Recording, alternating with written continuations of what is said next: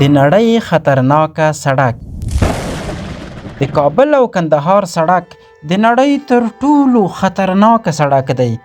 د کابل کندهار لویه لاره د افغانستان له ستراتیژیکو او مهمو سړکونو څخه ده، خو دا هم له ځینو ننګونو سره مخ ده. دا سړک دومره خطرناک او خونړی دی چې په تیر جمهوریت کې په لکهاوو کسان په دې لاره د جنګ له کبله وژل شوي. سربیره پر دې اوس هم هره ورځ په لسګونو ترافیکي پیښې کیږي چې کیدای شي داسې سړک په ټوله نړۍ کې شتون ونه لري. دې سړک ته د پل سرعت لقب هم ورکړل شوی.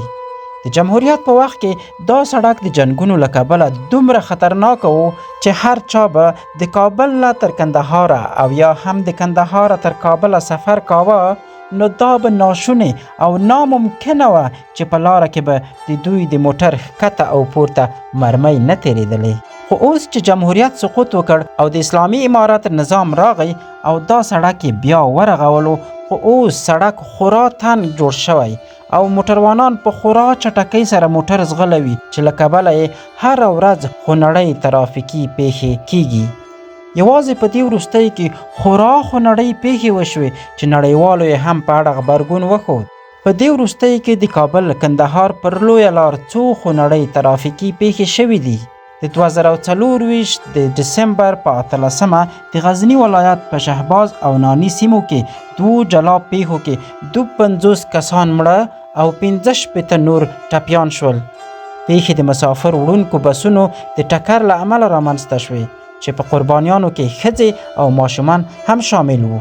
د 2024 د اکتوبر 21 د غزني ولایت د آبند ولسوالۍ د تودې چینې په سیمه کې د یوه کورولا موټر او 580 ډوله مسافر وړونکي موټر د ټکر له امله 4 تنه مړه او 15 نور ټپیان شول چې پکې 1 میرمن او 3 ماشومان هم شامل وو.